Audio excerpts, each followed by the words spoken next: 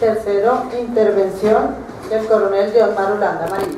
El coronel Marulanda es abogado con maestría en estudios políticos, licenciado en filosofía e historia de la Universidad Santo Tomás y ha realizado estudios de psicología política en la Universidad de Ohio, Estados Unidos. Se especializó en inteligencia militar y operaciones psicológicas. Fue director fundador de las Escuelas de Relaciones Civiles Militares, comandante del Grupo de Caballería Revéis Pizarro y primer comandante de la Brigada 25 de Aviación del Ejército. Al retiro de su carrera militar, ingresó como catedrático a la Universidad Javeriana en la Facultad de Ciencias Políticas y Relaciones Internacionales. Ha sido conferencista sobre temas de seguridad en Caracas, Moscú, Berlín, Dubái, Tel Aviv, Amán, Kuala Lumpur, Bangkok y la Universidad de Defensa en Washington. Es consultor sobre seguridad y defensa para distintos gobiernos y varios medios de comunicación internacionales. Actualmente presta sus servicios a Canadá, Estados Unidos, Latinoamérica y el Caribe para varias compañías multinacionales europeas. Bienvenido, coronel. Buenos días. Buenos días a la senadora, doctor Enrique, señores oficiales generales de insignia, señores oficiales, jóvenes, muchas gracias a Cori y a mi general Ruiz por invitarme, muchas gracias a ustedes por el tiempo. En los próximos 50 minutos voy a hacer una exposición en PowerPoint, no sé si allá me mueven las diapositivas cuando yo les diga. Ok, primera por favor. El motivo de y el origen de esta presentación es el siguiente. Antes de seguir adelante, un saludo muy cordial a los hombres de la divisa amarilla. Hoy es el día de nuestra gloriosa caballería colombiana. Yo como oficial de caballería me siento complacido de que en Colombia se recuerde que los hombres de caballería podemos todavía salvar la patria. Ahí hacemos el esfuerzo, con el apoyo de los ingenieros, en general, de la gente de inteligencia, todos ellos, por supuesto, y con la habitual mirada inteligente del caballo. Algo típico de nuestra arma, mi general. Bueno, mire, en el año, hacia noviembre del 2012, salió el juicio de la Corte de Justicia asignándole a Nicaragua casi 90.000 kilómetros cuadrados de mar que tradicionalmente ha pertenecido a Colombia.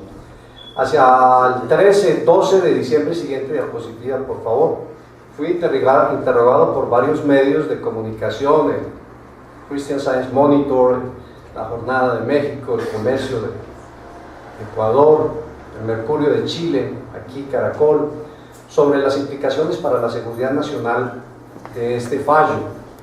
Y en mi momento dije que esto no tenía ninguna implicación para la seguridad, pero que sí preveía que iba a haber un aumento en el narcotráfico en esa zona. Y el argumento principal es que, debido a la naturaleza de mi trabajo, había viajado varias veces a Nicaragua en los años anteriores a conocer aspectos de seguridad y la capacidad armada, naval, aeronaval de Nicaragua era cero. Como comandante de la aviación del ejército fui requerido de viajar a Nicaragua a ver la posibilidad de comprarle unos helicópteros rusos Mi-2. Como piloto de helicóptero ruso y como comandante de la aviación, pues tuve acceso allá a los intestinos de esta Fuerza Armada nicaragüense, y en realidad no tiene nada. Y posteriormente, como consultor de seguridad, estuve viendo lo que era el RAN y el RAS, ya les voy a explicar qué es eso. No tenían nada y no tienen todavía, ya van a tener con qué defender esa mar que le había entregado los señores por allá en el centro de Europa. Eso lo dijimos más o menos hacia mediados de noviembre. Hacia finales de noviembre del 2012, Nicaragua manifestó que iba a continuar con su demanda, ya que se le había dado ese mar y por lo tanto ese mar generaba jurídicamente la posesión de una plataforma. Y entonces el gobierno colombiano llamó a consultas al embajador en Nicaragua hacia finales de noviembre de ese año. Hacia principios de diciembre fui requerido por dos multinacionales, el jefe de operaciones de una de ellas y el CEO de otra, para una reunión en Londres. Fui allá y me pidieron que les diera mi concepto independiente de seguridad sobre si valía la pena a corto y mediano término invertir una considerable cantidad de dinero en un proyecto petrolero que se iba a empezar a desarrollar en ese momento, en esa zona en discusión, que ya no era en discusión porque ya había sido dada por la Corte Internacional de Justicia. En cumplimiento de ese requerimiento del cliente, pasé varios meses viajando por el área de nuevo, yendo de nuevo a visitar a Nicaragua, moviéndome en una de esas plataformas y demás, y presenté un informe a ellos sobre eso. Ustedes entenderán que el informe que yo di a ese cliente pues es del cliente, pertenece al cliente, me pagó por eso, y ahí hay mucha documentación y mucha información de tipo clasificado que no puedo dar a conocer. Sin embargo, lo que yo les voy a presentar a continuación es una derivación de ese informe, y todo lo que está ahí está accesible en internet. O sea que nada de lo que hay aquí es reservado o secreto o es propiedad de ninguna empresa. Simplemente que como oficial de caballería cuidando las fronteras y como estoy metido en este mundo de la seguridad a nivel continental, me llamó en el trabajo, descubrí varias cosas que no oía yo que mencionaran en la prensa colombiana, a pesar de la gran discusión que había, y varias cosas que yo consideré que en su momento podrían ser un problema serio para Colombia. Y como el interés de estos inversores era saber si había posibilidad de conflicto, de guerra, si Colombia y Nicaragua podrían llegar a un enfrentamiento, pues saqué esa parte para mí como militar, y yo sé que es del interés de ustedes que son analistas geopolíticos por naturaleza, por su oficio de conductores de cuerpos armados, y es lo que yo les voy a presentar a continuación. Siguiente, por favor. Yo quisiera poner en contexto lo de Nicaragua y Colombia en este momento. Todo lo que yo voy a hablar ahora tiene referencias del pasado, de lo que ha venido pasando, pasado reciente, del último año, los últimos meses, pero se involucra en lo que está sucediendo actualmente en la geopolítica mundial. El viraje que ha tomado esto es, si no sorprendente, un poquito preocupante, porque nos estamos viendo llevados por la dinámica actual hacia un problema complicado. ¿Cuál es la situación geopolítica de América Latina actualmente en el mundo? La referencia global, ¿cómo estamos en América Latina involucrados ahí? Esto no va a ser tema de discusión, el tema de discusión está mucho más adelante, es decir, el core de la presentación es más adelante, esto es para ambientarlos a ustedes. Lo que se discute a nivel mundial actualmente es si Estados Unidos ha perdido influencia como primera potencia mundial, si Estados Unidos está retrocediendo, si la presidencia y la geopolítica estratégica del presidente Obama es un poquito pacata, miedosa, un poquito echada hacia atrás. Segundo, por favor. Si Latinoamérica, especialmente si Estados Unidos está perdiendo influencia aquí en América Latina, y eso lo vamos a ver más adelante. Si América Latina se está convirtiendo en un área de reserva de Europa y en general del mundo, es bueno recordarles que América Latina tiene casi el 40% de los yacimientos de platino, de cobre y plata del mundo.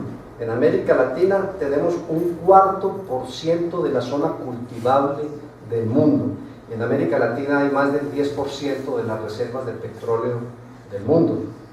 Con esta situación, eso es lo que tenemos en América Latina y eso es lo que necesitan otros países, otros continentes como Europa, como Asia, como Rusia, por supuesto como Estados Unidos.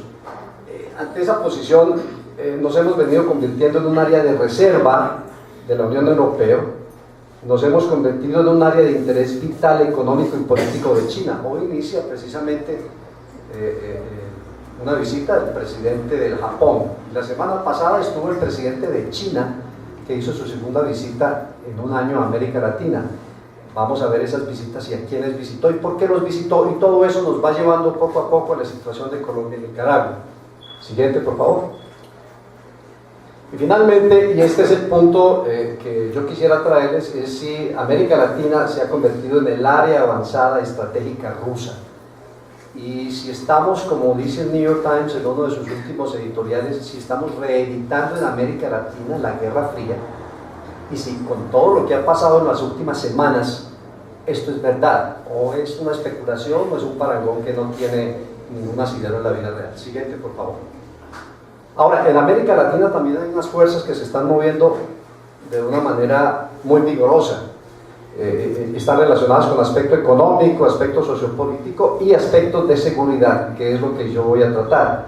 Aquí no voy a tratar aspectos económicos, aspectos políticos, aspectos jurídicos y legales del tratado, sino aspectos de seguridad. Primero, es claro que en América Latina en este momento hay una rivalidad, hay una competencia entre gobiernos que se llaman socialistas, otros los clasifican de populistas, algunos creen que son gobiernos autocráticos versus gobiernos democráticos. Eso es lo que estamos viendo en América Latina. Cada día ustedes leen noticias en donde se ponen a consideración las medidas que toman gobiernos como el boliviano, el ecuatoriano, el nicaragüense, el venezolano, el argentino, frente a medidas que están tomando otros gobiernos como Colombia, como Perú, como Panamá, como México, Brasil, ahí va a medias aguas. Estos tres países son los que más o menos guían a América Latina y lo han guiado desde toda la vida.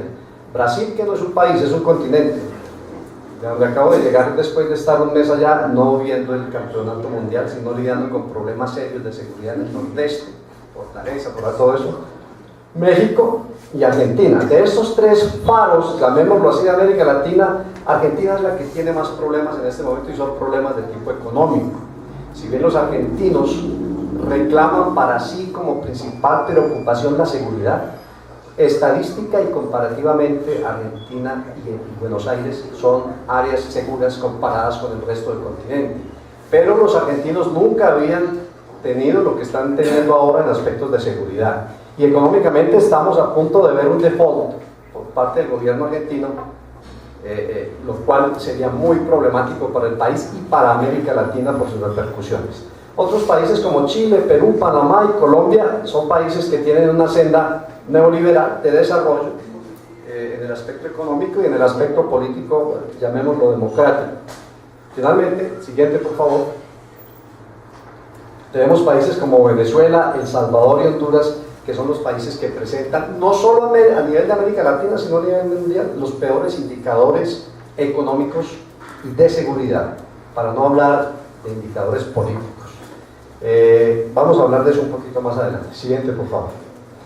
Finalmente, todo esto se resume básicamente en una confrontación que es muy interesante ver ahora, que a ratos es confrontación, pero están tendiendo lazos de entendimiento entre la Alianza del Pacífico y Mercosur. Esos dos bloques económicos latinoamericanos internos en este momento están mirándose la cara. La Alianza del Pacífico, que está mirando hacia el Pacífico, hacia China, hacia la India, y Mercosur, que está mirándose el ombligo desde hace rato, que no ha logrado las metas que se propuso y que ha venido a convertirse en otra organización más con mucha influencia venezolana, aunque a decir verdad la influencia venezolana cada día está decayendo. Siguiente, por favor. De economía, rápidamente, esto es ambientación al tema de seguridad. Los recursos naturales de América Latina y China, vamos a ver los bloques intrarregionales y algunas perspectivas. Estas son tres diapositivas, tres gráficos, para mostrarles a ustedes cómo América Latina para China representa algo vital. Pero no es lo único. China está trabajando mucho en Gabón, en Mozambique y demás, extrayendo de allá recursos naturales y primarios que ellos necesitan para sostener su desarrollo. De América Latina, China compra toda la producción de sorgo de Argentina, parte del Perú, compra la mayoría de cobre que se produce en Perú y en Chile, compra todo el acero que produce Brasil, está comprando tierras por diferentes partes de América Latina. China está viendo a América Latina como un proveedor de recursos básicos que ellos necesitan, y esto es bueno y esto es malo, depende desde el punto que uno lo mire. Pero lo cierto del caso es que el presidente chino acaba de visitar estos países que son importantes para ellos, y aunque China se ve en el horizonte con una desaceleración en su PIB que va a afectar a América Latina porque no le va a comprar todo lo que produce, Evidentemente para China, si ustedes ven este cuadro reciente que es de mediados del año pasado, estas son todas las curvas de compras de China en América Latina, en acero, en cobre, en petróleo, en microprocesadores, en soya. Como ven, todo esto ha venido creciendo. Siguiente, por favor. Miren los dos bloques a los que yo le hablo, cuáles son los países que lo conforman. Este bloque es el bloque del Pacífico y este es el bloque de Mercosur. Estos dos bloques son los que están marcando la rivalidad de la pauta económica. El que está mostrando mejores resultados es el bloque del Pacífico y el bloque Mercosur, que tiene una reglamentación muy buena, que ha venido funcionando por muchos años, en este momento ya está mostrando problemas para producir lo que se esperaba que produjera y están mandando observadores al bloque del Pacífico a ver si puede haber una integración entre los dos. Siguiente, por favor. Miren ustedes la proyección de crecimiento económico de América Latina para el año entrante, liderado por Panamá. Panamá es el país que se ve que va a aumentar más. Estas son las estadísticas del Banco Interamericano de Desarrollo. Después sigue Paraguay, después sigue Perú. Por aquí está Bolivia, por encima de Colombia. Increíble, pero cierto. Eso tiene una explicación. Vamos a ver si más adelante lo vemos. En el aspecto sociopolítico, siguiente por favor.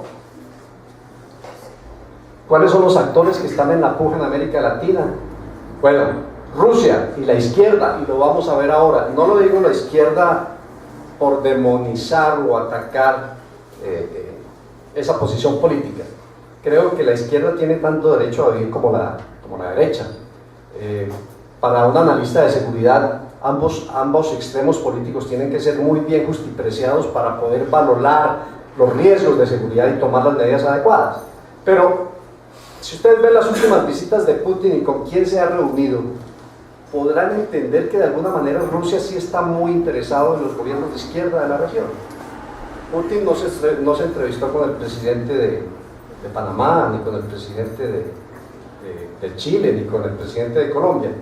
Con Yusef, con quien tienen unos proyectos muy grandes, con Evo Morales, al quien le prometió que le va a ayudar a desarrollar su capacidad nuclear, con Cristina Fernández, que también le va a ayudar a desarrollar su capacidad nuclear y dos grandes represas en el sur del país.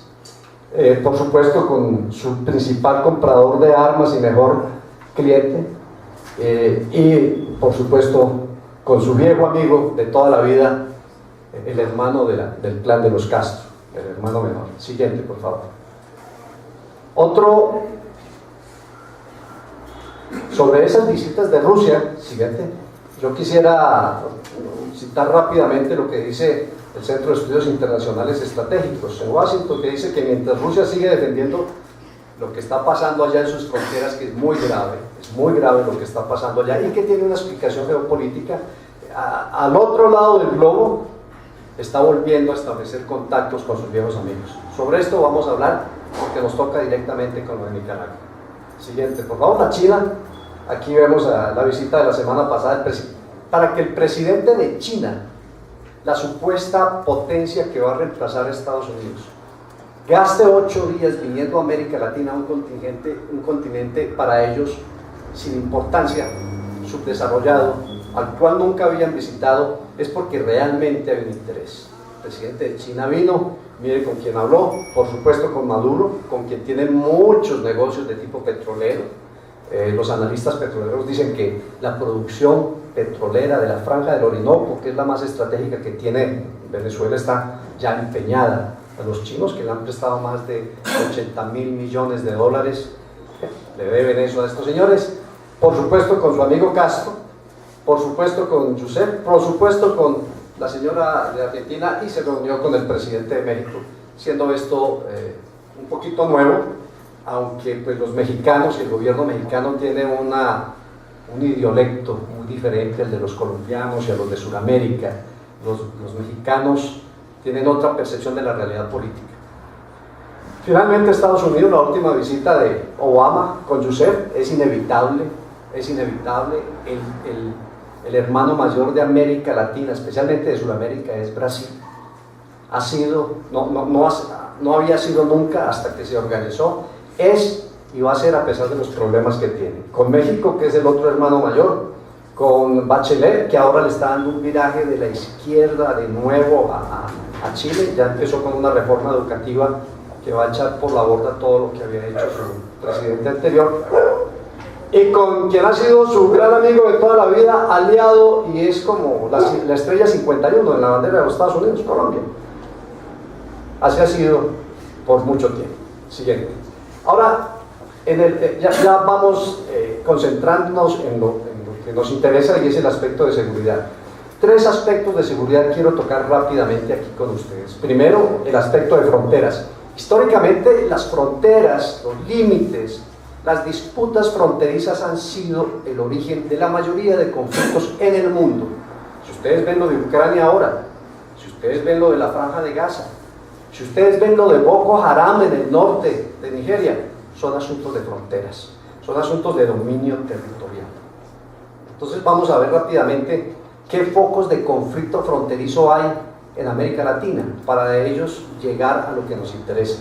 Vamos a hablar del narcotráfico. El 90%, me atrevería a decir, de los problemas de seguridad en América Latina se derivan del narcotráfico. Y el problema del narcotráfico es uno de los problemas más complejos con que está lidiando no solamente América Latina, ni el principal consumidor, que es Estados Unidos, ni el segundo consumidor mundial, que es Brasil, sino Europa, sudeste asiático y África, que ahora están entrando al mercado del narcotráfico. Muy complejo eso, y vamos a tomarle una visita rápido y cómo eso afecta a lo de Nicaragua. Y finalmente vamos a hablar de un factor que es definitivo, y es la violencia. La ONU acaba de decir que el continente más peligroso del mundo es América Latina. Las ratas de homicidio en América Latina sobrepasan el 26%, en donde, de acuerdo a las Naciones Unidas, el homicidio tiene proporciones epidémicas. El área de no guerra más letal del mundo está en Centroamérica, en los famosos países del Triángulo Norte de Centroamérica: Honduras, Guatemala y El Salvador. De las 10 ciudades con mayor número de muertos en el mundo, 7 son de América Latina. De los 15 países más peligrosos del mundo, 12 son de América Latina en el aspecto de homicidios. Y a eso agréguese lo que es secuestro. Somos el continente que produce casi el 70% de los secuestros del mundo, con modalidades muy propias, como el secuestro express. No se da en ninguna otra parte. El secuestro virtual por teléfono no se da en ninguna otra parte del mundo. Eso no lo hemos inventado, doloroso decirlo, generalmente en Colombia. Y claro que no nos debemos sentir muy avergonzados, porque los vecinos, por ejemplo los mexicanos, lo han mejorado, ¿no? Lo han refinado. Entonces, disputas fronterizas que hay en el área. Chile-Perú se acaba de arreglar por un fallo de la misma corte que arregló, entre comillas, el de Colombia y Nicaragua. No hubo ningún problema. Chile aceptó, Perú aceptó. Chile perdió unos cuantos kilómetros, Perú ganó unos cuantos kilómetros. Se reunieron, arreglaron amistosamente. No hubo afectación a los pescadores que faenaban en esa región, y eso pasó sin mayor problema. Eso se dio el año pasado. Colombia y Nicaragua, nos vamos a referir a eso. Bolivia, Chile, esto hasta ahora empieza. La disputa de Bolivia por tener una salida al mar es una bandera de campaña política del presidente Evo Morales, quien acaba de colocar su demanda ante la Corte Internacional. Chile ha tratado de mantener una prudente posición al respecto, pero sabemos que Chile no va a ceder un ápice en eso. Así el gobierno sea muy izquierdista, el peso que tiene el criterio militar en Chile sobre la defensa territorial es fundamental y es muy respetado en ese país por el gobierno, que sea de izquierda o de derecha. Chile no va a aceptar que la Corte Internacional de Justicia, desde La Haya o desde donde sea, desde Europa, le vaya a decir que le tiene que entregar una salida a Bolivia después que la ganaron a puñetazo limpio en la Guerra del Pacífico. Y ahí se prevé que pueden haber problemas en un futuro inmediato en este problema fronterizo. Venezuela-Guyana es otro problema que está candente. Guyana está reclamando porque Venezuela no le quiere reconocer parte de su plataforma continental, en donde están faenando sus barcos.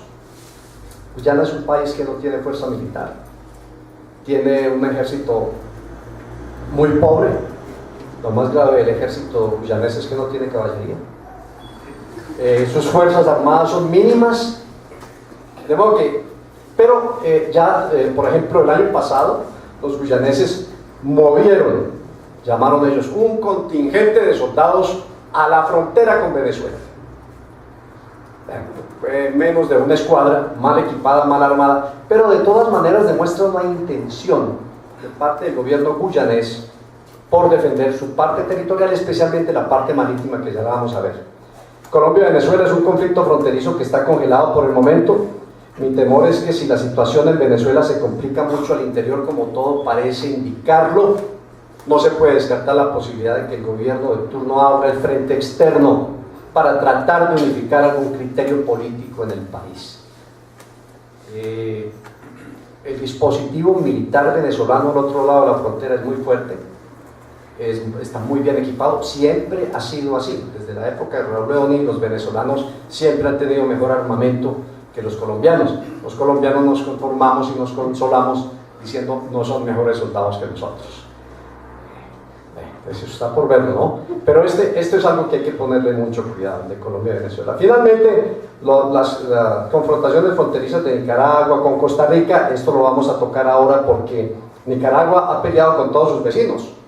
Nicaragua ha sido, desde que Daniel Ortega está ahí, y se va a quedar ahí por mucho tiempo más, ha sido expansionista, así él diga que no. Pero con Costa Rica, el año pasado la presidenta de Costa Rica le puso una demanda a la Corte Penal Internacional porque él dijo, no, esa parte del mar territorial es mía, la que sale del río San Juan que marca límite, ahí tiene un problema permanente y ha habido un movimiento de tropas y Daniel Ortega dijo, yo quiero que exploten el petróleo ahí. Vamos a hablar ahora del imperativo energético, que es el otro gran elemento que genera guerras en todas partes del mundo y es el que en Nicaragua probablemente podría eventualmente generar un problema. Con Honduras también, a propósito de eso, el 19, no sé si ustedes, aquí no sé si yo estaba afuera, pero el 19 asaltaron en Jinotega y en Matagalpa 2 buses en que venían partidarios de Ortega, mataron como 4 personas y dieron como 20 más. El año pasado mataron 10 soldados en la región del RAS, la región del Atlántico Sur, y allá al interior de Nicaragua hay un problema que está creciendo. La mención con Honduras es que estos grupos guerrilleros antisandinistas que están creciendo pasan la frontera a Honduras y ahí se resguardan. Nicaragua le puso problemas a Honduras por fronteras también. Con Salvador también tuvieron problemas, de modo que esa es la situación fronteriza en términos generales en América Latina. Siguiente, por favor.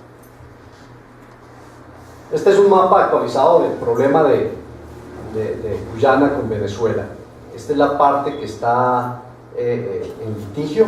Venezuela con mucha frecuencia manda sus barcos y captura los barcos. Personalmente me tocó lidiar con un problema de un barco petrolero que iba a apoyar una plataforma que se estaba explorando aquí. Fue capturado por efectivos navales venezolanos y esto generó un problema complicado. Pero bueno, se resolvió. Sin embargo, esto es un problema, tal vez el más cercano que tenemos, que es complicado. Siguiente, por favor. Eso de fronteras, de narcotráfico. Voy a mostrarles el narcotráfico en 2 aspectos. Primero, cómo está actualmente, y segundo, qué implicaciones tiene eso para el problema de Colombia y Nicaragua. Esta es una foto de las trazas ilegales de aviones llevando narcotráfico. Fíjese de dónde salen. Esto se toma con los radares que tienen el ROT, que es el regional, una fuerza de tarea conjunta que tienen los Estados Unidos. Si ustedes ven esto fue tomado el año antepasado. Miren ustedes de dónde salen todos los vuelos. Miren a dónde van. Ahora, siguiente, por favor. Miren ese mismo rastreo hecho este año. Se ve el doble. La diapositiva no se ve muy bien, pero es el doble. Ha crecido. Siguiente, por favor. Y el que fue embajador aquí en Colombia, el señor Bronswell, que actualmente es el secretario adjunto para asuntos de narcotráfico, acaba de declarar, ahorita en marzo del 2014, que el Caribe se ha convertido en la principal ruta El 16% que pasa por ahí es un 2% con lo registrado al año 2013, estamos hablando del 2014. De alguna manera se cumple lo que yo había dicho, de que el problema era que ese mar se iba a convertir en un cielo abierto para el narcotráfico. Siguiente, por favor.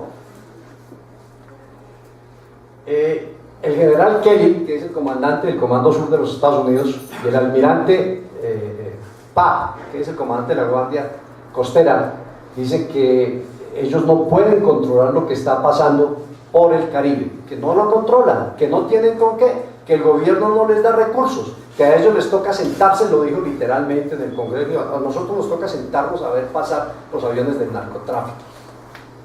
¿De a dónde viene ese narcotráfico? La sustancia y la materia la producimos en Colombia, Perú y Bolivia.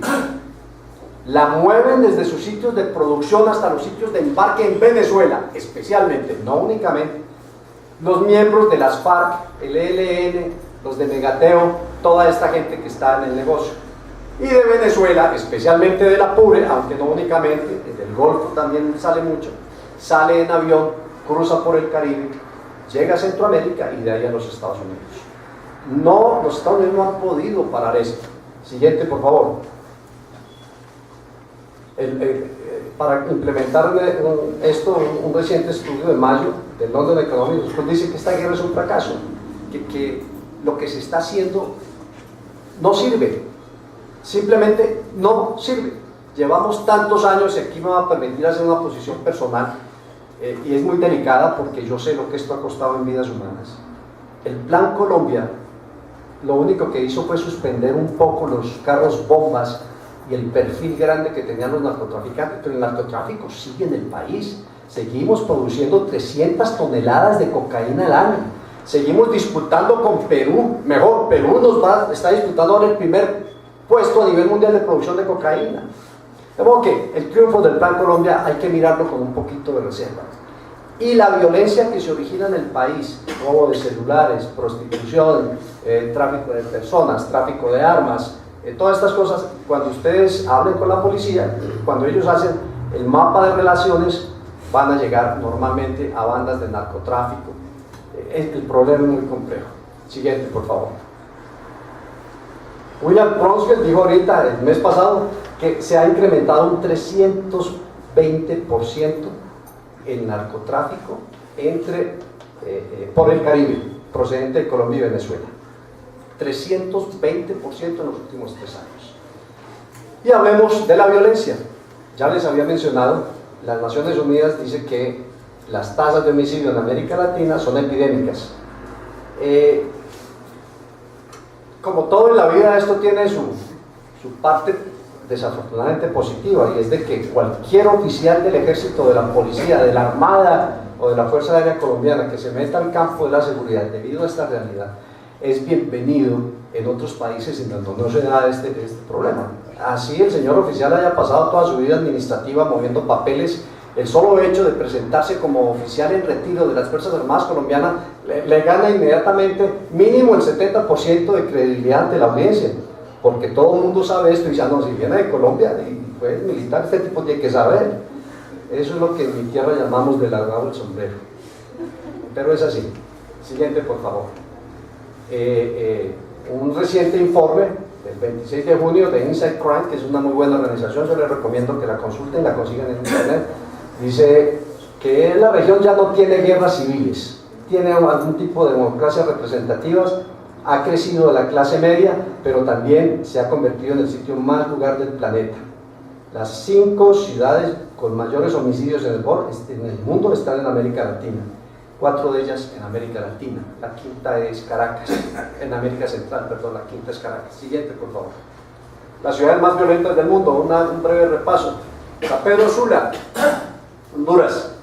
Caracas, Acapulco, México. Cali, Colombia. Maceió, en Brasil. Palmira, Santa Marta. Bueno. Cuando uno ve las estadísticas que estaba anunciando este día del alcalde, la alcaldía de Bogotá sobre descensos de homicidios, y uno tiene referencias de otras ciudades, se da cuenta que mal de muchos consuelo de tontos. seguimos teniendo en Bogotá un promedio de 19, 18, casi 20 homicidios por 100.000 habitantes, que es la regla de medición universal. Y cuando uno mira las demás ciudades de América Latina, no entiende cómo en Buenos Aires la rata de homicidios es de 8 por 100.000, en Lima es de 4 por 100.000, en Río es de 11 por 100.000, en México, Distrito Federal, en México, en la ciudad es de 8 por 100.000. Es más, todo México, que son 120 millones de habitantes, tiene una rata de homicidio inferior a la de Colombia, donde somos 47 millones de habitantes. Seguimos siendo un país de homicidas, es un país de alto riesgo. Los mapas de riesgos del mundo, cuando presentan América Latina, tienen un solo país en rojo. Ese país es Colombia. Es un país en donde hay activos hasta hace una semana, 3 grupos terroristas, uno FARC, otro ELN. Esto lo dicen los Estados Unidos, lo dice la Unión Europea. Acaban de sacar de la lista de terroristas a las AUC. Eso tiene un mensaje por parte del gobierno americano muy interesante. Ahora ya afinemos la puntería y vamos a lo de Nicaragua, el Caribe y la geopolítica. Les voy a dar unos referentes. ¿Cuál ha sido la dinámica expansionista? ¿Cuál ha sido el imperativo energético? ¿Y cuál ha sido el papel del oso ruso y el Comando Sur de los Estados Unidos? ¿Y cómo nosotros estamos en eso involucrados? Siguiente. Mire, agotemos toda la diapositiva, por favor. Hasta ahí. Atrás, por favor. El problema de Colombia y Nicaragua lleva 200 años. En general, el historiador sabe mejor que yo que esto es un problema que no se lo inventó ni el presidente Santos ni el presidente Uribe.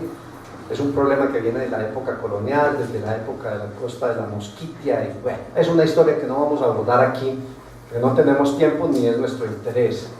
Es un aspecto que tiene muchos aspectos legales, aunque abogado sin ejercer, gracias a Dios, no nos vamos a meter en eso, pero lo importante es saber que las cortes de Colombia van en contradicción o están discutiendo un poco lo de la Corte Internacional de Justicia. Hay una zona gris que habrá que aclarar, pero tiene aspectos legales. Lo que pasa de Nicaragua y Colombia tiene un valor político continental por la dinámica política que se está dando en el continente. Nicaragua es un país de izquierda. Nicaragua es un país íntimo amigo de Venezuela y de Cuba, como lo vamos a ver. Nicaragua es un país que le ha dado refugio a terroristas de las FARC.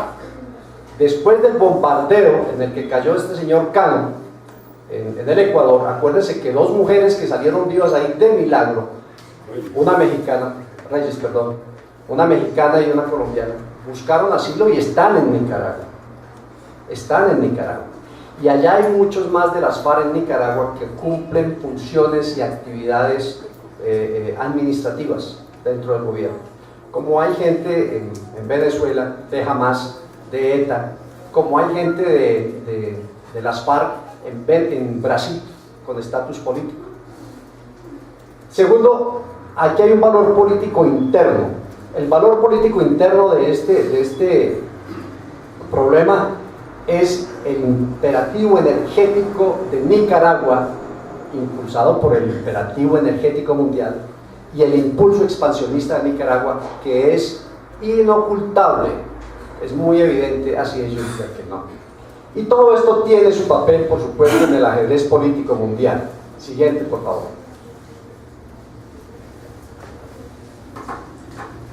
He tenido la oportunidad de visitar a Nicaragua. El último viaje fue hace 7 meses, por efectos de la actividad que desempeño. Pues he tenido la oportunidad de acceder a muchas fuentes e ir a muchos sitios que normalmente no son asequibles a cualquier otra persona. La percepción que tengo es que en Nicaragua han manejado infinitamente mejor la situación que Colombia. Colombia ha sido un país disperso, desatento en lo que hace referencia a este límite, a este problema.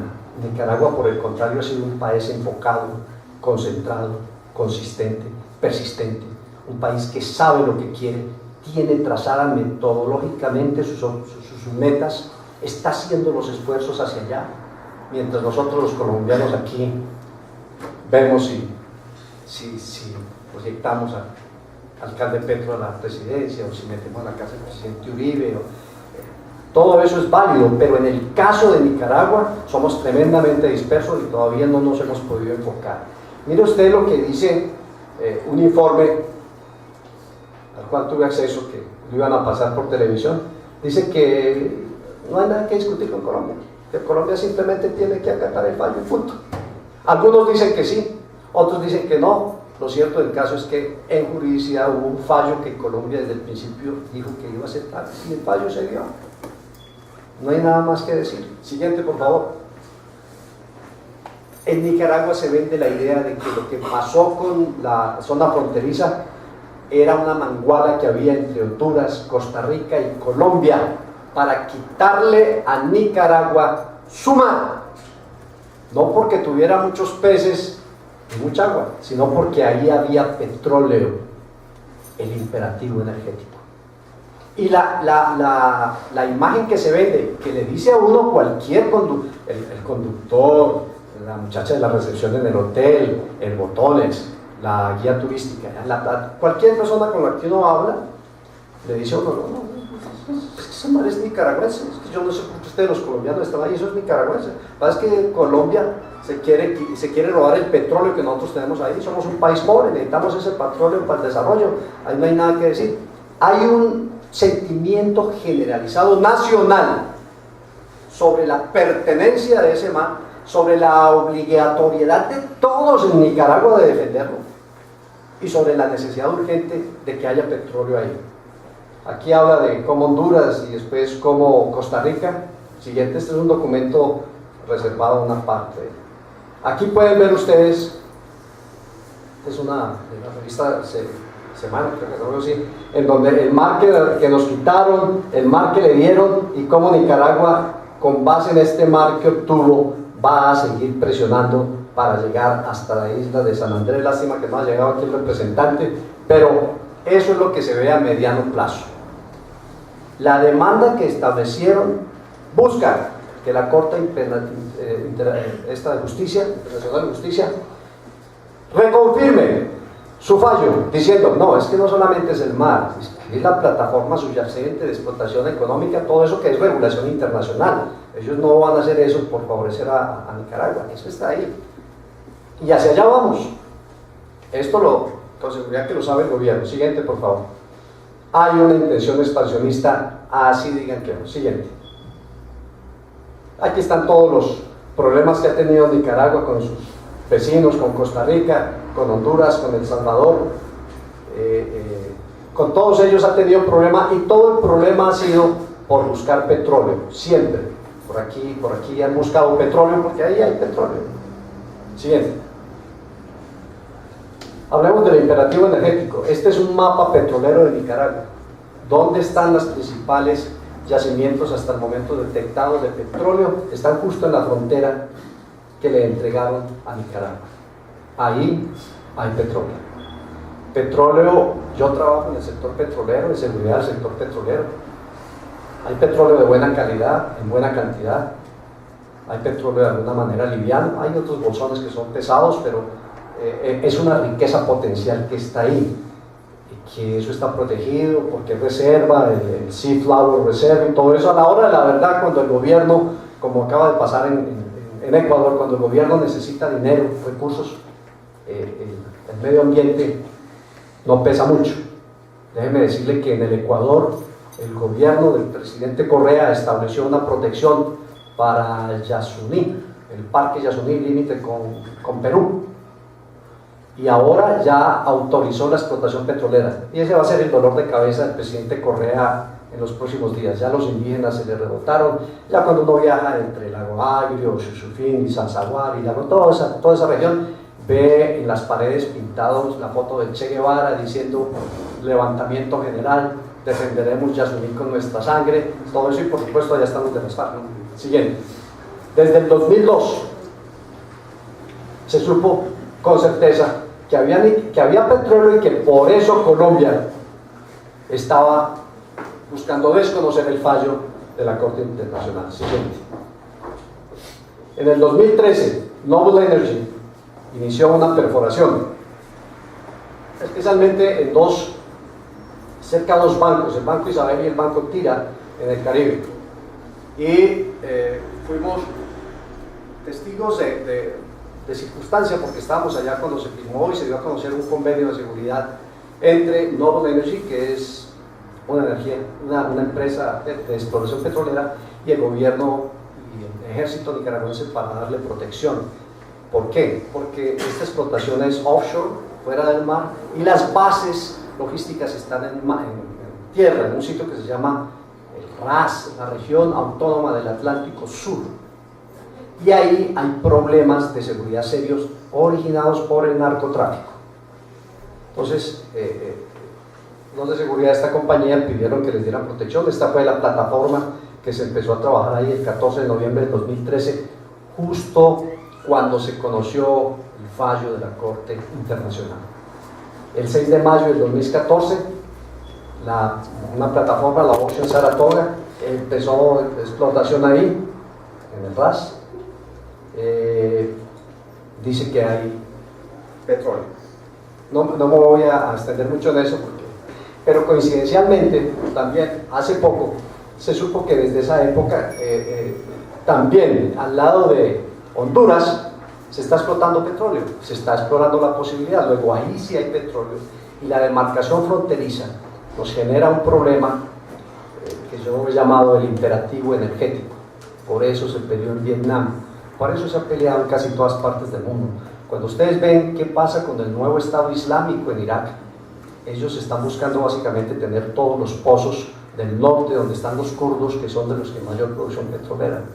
Cuando ustedes ven el caso de Ucrania, va más allá de simplemente tener dominio sobre esa frontera. Ahí hay yacimientos de gas del lado ruso que temen perder por parte de Ucrania. En fin, todo eso se está dando ahí. Y finalmente, de ese imperativo energético está muy realmente tocar lo del canal que piensa hacer Nicaragua. Está el señor chino que va a hacer el canal diciendo que es el mayor proyecto construido en la historia de la humanidad, 70 kilómetros de Panamá, que tiene el de Panamá, versus 100 que va a tener con unos problemas gravísimos de medio ambiente. Han sido advertidos por todo el mundo de que eso es un problema serio. Sin embargo, los proyectos económicos de Ortega con el canal son inmensos, mínimo 50.000 empleos inmediatos, más de 150.000 empleos indirectos, un comercio que le puede subir el PIB casi en un 10%, e infinidad de promesas más que están haciendo los chinos. Aquí está un gráfico, pero no es tema de la presentación. Ahora miren, lo realmente preocupante. ¿Cómo están los rusos en el Caribe? El amigo Putin, que es un hombre muy hormonado, es un señor que tiene mucha testosterona, es un hombre que viene de la inteligencia militar rusa, y la explicación geopolítica para que un miembro de la inteligencia militar, él y otros, como Yuri Andropov, hayan llegado al poder es muy clara. La única manera que el gobierno soviético tuvo después del 1919, de controlar una frontera tan lejana de un país tan grande, era colocar una red de inteligencia muy fuerte, y de esa manera la KGB empezó a tomar poder y empezó a poner varios presidentes. Ha puesto 3 presidentes, este es el tercero. Este señor quiere de alguna manera revivir y proteger sus fronteras, especialmente la frontera de Ucrania. Él está muy temeroso de que por toda esta frontera, acuérdense que Rusia ha sido invadido por lo menos 2 veces.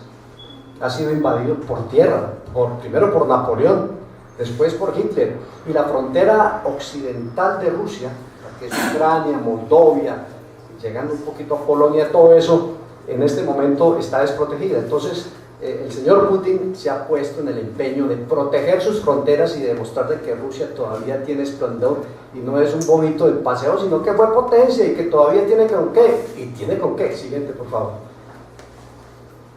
En marzo de este año publiqué un artículo, yo publico regularmente en Univisión, hablando sobre los osos en el Caribe.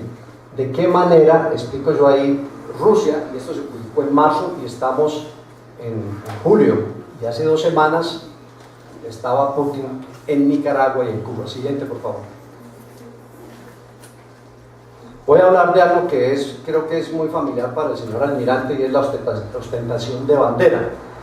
Es el término que utilizan los navales para lo que los hombres de tierra llamamos una demostración de fuerza, ¿no? Ostentación de bandera. Rusia, desde la Guerra Fría, no había hecho lo que ha venido haciendo. Les voy a mostrar rápidamente los principales hitos de estas demostraciones de fuerza rusas con su armamento en esa región nuestra, la región de Nicaragua y Colombia. En septiembre del 2008, los 2 famosos Tupolev, ¿se acuerdan? Tupolev, que es un avión de unas características muy especiales, y que lo que hicieron al pasar 2 veces, entre comillas, inadvertidamente por espacio colombiano, fue probar la capacidad de reacción de Colombia, y fuera de eso, evaluar las necesidades reales del Mar Caribe en su vuelo entre Maiquetía y el aeropuerto Sandino en Managua. Lo hicieron repetidamente, no iban armados, no iban con perfil de combate, pero son los mejores aviones estratégicos bombarderos que tiene el gobierno ruso. Lo hicieron, y ustedes se acuerdan del famoso escándalo que salieron 2 avioncitos nuestros de combate a interceptar a estos señores, y estos señores, ¡ay, qué pena! Excúseme, no. Y entonces Colombia, que es muy diplomática, dijo, no, sí, pero no lo vuelva a hacer. Para ustedes que son militares, por definición saben que eso se llama un reconocimiento de área. Eso es un reconocimiento de área, y lo hicieron. Caracas, Managua, mar en disputa, mar ya entregado a Managua, necesidades de Nicaragua para proteger ese mar, capacidades de reacción de su contraparte, Colombia, y ahí empezó. Siguiente. En diciembre de 18, por primera vez en la historia, en toda la historia, y por primera vez después de la Guerra Fría, llegó a Cuba y a Venezuela el barco Pedro Grande y el destructor Almirante Chabanengo, así como 2 buques navales de apoyo. Posteriormente fueron a La Guaira en Venezuela. Estos buques son de la flota, otro clic por favor. Estos barcos son de la flota del norte, la flota del Mar Caspio ruso. Se echaron semejante viaje desde allá hasta aquí, los rusos, para traer uno de sus mejores buques. Cualquiera puede anotar y meterse a internet y coloque ahí barco Pedro el Grande, y ahí le va a decir las características, cuándo fue botado, cuándo le pintaron el casco, todo lo demás. Fue recibido de plácemes con el presidente Chávez, fue recibido por el comandante Ortega también de mucha complacencia, y paró en Cuba. Eso empieza a tener sentido acumulativo cuando veamos lo siguiente. Siguiente, por favor. El año pasado, el portamisiles Móskova atraca en Corinto, Nicaragua, procedente de La Habana. Este es uno de los portamisiles más interesantes. Siguiente clic, también de la flota norte, y también hizo ostentación de bandera en Nicaragua y Cuba. Siguiente, por favor. En febrero del 2014, y esto es bien interesante, atracó en los muelles de La Habana el buque Víctor Leonov. Los que estén interesados, para que le pongan más carne a esta cuestión, métanse a internet y averigüen cuáles son los barcos del tipo, no dice aquí Ilicia, pero pueden colocar Víctor Leonov y ahí les dicen. Esta nave es especializada en inteligencia electrónica, y de ahí se fue para Bluefields, en Nicaragua. Este barco estuvo, ahí está bien, este barco estuvo en este muelle, esto es en La Habana, atracado ahí durante aproximadamente una semana, por los días en que había otra sesión más de diálogos entre el gobierno, nuestro gobierno, y los terroristas de las FARC. Tiene la capacidad de interceptar cualquier tipo de llamada, de línea fija, de celular, de satelital. Tiene la capacidad de confundir llamadas, de hacer lo que se llama jamming. El sitio, el Hotel Internacional Centro de Convenciones, donde están haciendo las charlas, no está muy lejos de ahí. Y ahí estuvo parqueado tranquilamente con una vigilancia especial, nadie supo qué hizo, de ahí se fue para Nicaragua. Y eso empieza a adquirir sentido después cuando les muestre otra diapositiva. Siguiente, por favor. Pero no han sido, estos son los principales ostentaciones de bandera, han sido las principales demostraciones de fuerza aérea y naval. Aérea y naval, que es el problema del limítrofe, entre Colombia y Nicaragua, es aeronaval, hablando militarmente, por supuesto. El ministro de Defensa, Sergei Shoigu, visitó a Nicaragua. No tuviera nada de raro si no se discutiera actualmente que ante la crisis del avión de Malasia y ante la posibilidad de que Putin pueda pagar con su puesto ese hecho, uno de sus posibles candidatos a sucesión sea este señor, el ministro de Defensa, él junto con el secretario, el comandante general de las fuerzas militares de Rusia. Estuvo en Nicaragua, habló mucho y dijo que les va a ayudar a los nicaragüenses. ¿Cómo les vamos a ayudar? Vamos a ver. Esto fue de este año. Con estas visitas, hasta esa época, Putin estaba enviando un mensaje no a Colombia, no a Nicaragua, a los Estados Unidos. Le estaba diciendo, tú te estás metiendo en Ucrania, te estás metiendo conmigo, yo puedo volver a meterle en tu mar. Y qué mejor que este problema que hay ahí. Siguiente, por eso es que a continuación, después de esas demostraciones de fuerza, en medio de la crisis ucraniana, se hizo presente en Nicaragua el canciller. Siguiente. Atrás, por favor. El candidato, el canciller de Rusia, llegó a Cuba, habló con ellos, el señor Lavrov, e hizo una declaración muy interesante. Anecdóticamente mejor, Nicaragua tiene dos gobernantes, Ortega y su esposa, que es bruja, ¿no? Acaba de hacer instalar más de 130 árboles metálicos de color amarillo en una de las vías principales de Nicaragua para que Nicaragua obtenga energía positiva. Y ella es la que determina los colores, los anillos, los collares, el ojo mágico que debe estar presente cada vez que su esposo habla. Eso es cierto, no lo digo en tono irónico, eso es lo que le dicen a uno los nicaragüenses allá. Es la comidilla cotidiana. Lavrov se hace presente de nuevo en Managua. Siguiente. ¿Qué hace el encargado de relaciones exteriores en Rusia en momentos en que se produce la crisis de Moscú y Occidente? Siguiente. El mensaje para Washington es muy claro. Tú llegas hasta mis fronteras, yo también puedo llegar cerca de tus fronteras. Esto lo dice un centro de estudio de allá. Siguiente. El embajador en Managua, para esa época, a principios de este año, dice que está interesado que se hagan bases de abastecimiento de agua y de combustible para su flota militar. Y la Agencia Espacial Federal anuncia que va a colocar estaciones para monitorear y aumentar la precisión de la navegación satelital de la órbita terrestre en Nicaragua. Siguiente. Rusia y Nicaragua realizaron un ejercicio conjunto en el Mar Caribe. Miren lo que viene. Siguiente. Esto fue ahorita, el anterior fue en marzo de este año. Ahorita en julio aparece Putin, que no anunció que iba a visitar a Nicaragua, visitó a Cuba, pero de pronto aparece en Nicaragua, habla con el presidente Ortega, y Ortega por supuesto le rinde pleitesía y dice que está de acuerdo con todo lo que está pasando en Ucrania, con lo que pasó, con lo que está pasando en Siria, que Rusia es la que realmente sabe cómo se mueve esta cuestión política mundial. Siguiente. Esto fue ahorita, el 10 de julio. Nicaragua es un socio muy importante para Rusia en América Latina, dice el presidente Putin. Siguiente. Y la otra información interesante es que Rusia va a abrir una base en La Habana, la va a reabrir, la base de Lourdes.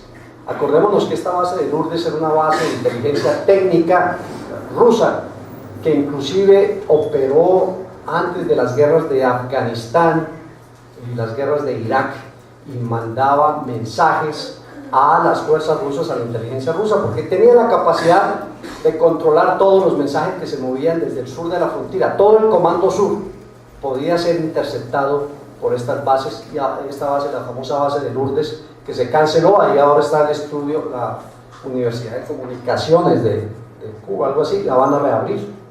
Eso fue un anuncio. Frente a eso, ¿cómo está Estados Unidos en el Caribe? Tres cosas: cuál es la política de Obama, cómo es el Comando Sur, y estos dos aspectos que son muy importantes. Cómo la guerra contra el narcotráfico que les acabo de mostrar entra ahí. Este es como un mapa para armar. Yo los estoy dando los elementos y ustedes pueden recomponer. Lo siguiente, por favor. Estas son críticas de grandes geopolíticos norteamericanos. Robert Kaplan, uno de los mejores analistas de la realidad norteamericana, dice: Obama no tiene concepciones geopolíticas muy grandes. Dice: no, nada que ver con Kissinger, nada que ver con Bush, nada que ver con Reagan. Obama es un individuo tímido. Obama es un individuo que no quiere pasar a la historia norteamericana por haber hecho otra guerra, sino por haber desactivado guerras. Por eso es un tipo que quiere haber pasado a la historia como presidente de Estados Unidos de la paz. Cualquier parecido es pura coincidencia. Siguiente. Obama. Atrás, por favor. Una encuesta reciente que hicieron considera que Barack Obama es el peor presidente del país desde la Segunda Guerra Mundial. Eso lo pueden conseguir en internet. Es una survey que hizo una universidad, la Universidad de Crítica, muy conocida en asuntos políticos, y dijo: la concepción general que hay dentro de águilas y palomas en Washington es de que hay que apoyar a nuestro presidente porque Estados Unidos, pero la vaina no es como era. Siguiente. El Comando Sur es un comando que no tiene recursos. Ya vimos lo que dijo el comandante: no pueden contener el narcotráfico, que son aviones pequeños, monomotores llevando cocaína sin armamento, operados por pilotos civiles. Ellos no alcanzan a controlar eso. La única vez que pusieron un portaaviones fue cuando el caso de Haití en el 2010. Siguiente, por favor. Sin embargo, se han levantado varias alertas. El general Kelly, el comandante del Comando Sur, dice que ha habido un repunte en la posición de poder y la fuerza de seguridad de los militares rusos en América Latina. Y dice que Estados Unidos ya se prepara para hacerle fuerte a una potencial amenaza de que Rusia esté planeando lanzamisiles desde el Golfo de México. Es un poquito exagerado. No creo que Rusia se vaya a venir a pelear aquí. Que ponga a pelear a otros, eso es otra cosa. Siguiente. Bluefields. Bueno, en una de mis visitas, esto es ya llevado por la emoción y compartiendo con ustedes algo un poquito reservado. En Bluefields, estando en el muelle Arlen-Siu, en el RAS, con uno de mis hombres allá, me dice: vea, este barco que está ahí es un barco decomisado al narcotráfico. Ese barco lo están adaptando los rusos para convertirlo en un barco de inteligencia. Esto fue más o menos en enero de este año, noviembre del año pasado. Ahí no entra nadie. Por supuesto tengo otras fotos un poco más atrevidas, pero no vienen al caso. De pronto tengo más problemas. Atrás, por favor. Este barco, junto con otros dos que están aquí que no se ven, están siendo adaptados por los rusos como barcos de inteligencia técnica. Son barcos de pesca decomisados al narcotráfico. Siguiente. Y el narcotráfico, que es la excusa perfecta. Miren, sabemos que está perdiendo la guerra contra el narcotráfico, admite los militares. Siguiente, por favor. Ya hicieron este año, otro clip, en marzo de este año hicieron la primera operación conjunta entre rusos y nicaragüenses. Se llamó la operación Tormenta, en la cual unidades navales, unidades a flote de rusos con los pequeños barcos nicaragüenses fueron al mar y jugaron a la guerra en contra de narcotráficos. Estos son soldados rusos, estos son soldados nicaragüenses navales haciendo este ejercicio, ¿no? Siguiente.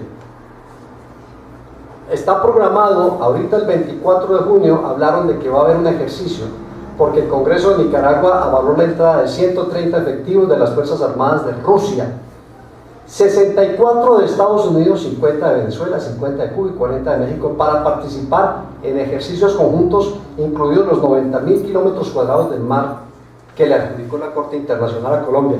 Fíjense que no está Colombia. O sea que de hecho Nicaragua ya tomó posesión de ese mar. Ya lo tomó. No solamente lo tomó, sino que lo tomó con la aceptación de otros países. Bolivia, Chile, Ecuador, Jamaica, Francia, Taiwán, República Dominicana, Guatemala, Honduras, El Salvador, Belice. ¿Con qué puede posteriormente, a partir de esto, discutir, argumentar o pelear Colombia? ¿Con qué? Si ya es un hecho, es un fait accompli, no hay nada que hacer. Nicaragua, por eso les digo, ha jugado mucho más inteligentemente que Colombia. Siguiente. Sin embargo, quisiera mencionar algunos roces que pues para un analista de seguridad tienen alguna significancia. Por supuesto, eso hay que ponerlo en contexto, ¿no? Primero que todo, el llamamiento a consulta a la embajadora de Colombia en Nicaragua.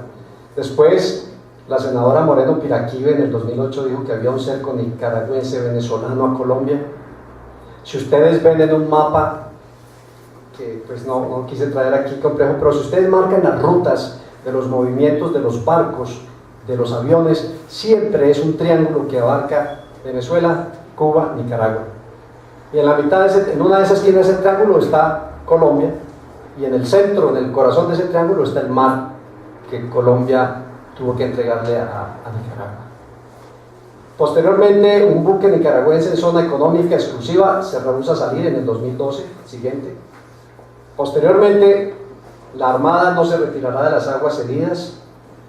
El gobierno colombiano ordena sobrevuelo, esto fue el año pasado. Desde entonces no hemos vuelto a saber nada porque pues estábamos muy enredados aquí por dentro viendo a ver la reelección y todo lo demás. Pero esos son unos asomos muy tímidos de roces. Pero además de eso, Nicaragua se arma. El Estado Mayor del Ejército Popular ya anunció que Rusia le va a entregar misiles antiaéreos S-300.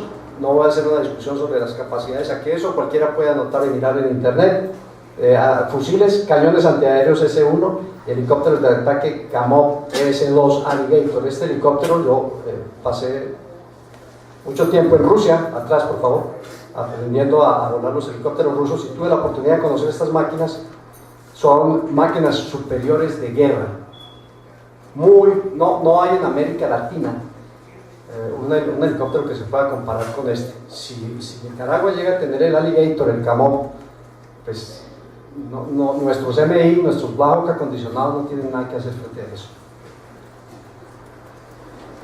Hay algunas alertas tempranas que se desarrollaron. Si no hay un acuerdo diplomático porque se demore o porque se niegue, ahí tenemos una alerta de que la situación se puede complicar. Si hay intereses políticos de Venezuela, Cuba y otro país en que esto no se arregle y que eso quede así y de pronto motivar, esto es una alerta temprana. Esperamos las pronunciaciones de Venezuela, Cuba, todo. El problema es que Venezuela está tan enredada ahora que creo que se vaya a meter en ese problema, y lo único que puede decir es no, pues cumplan lo que dijo la Corte. Cuba, de eso podemos estar pendientes. Si hay un continuo aliento desde el Kremlin, también, esa es una alerta temprana. Nuevas declaraciones del Kremlin, estas que les acabo de mencionar son de hace una semana. Si hay algún incidente en esa línea fronteriza, hay que poner mucho cuidado, podemos generar ahí un conflicto.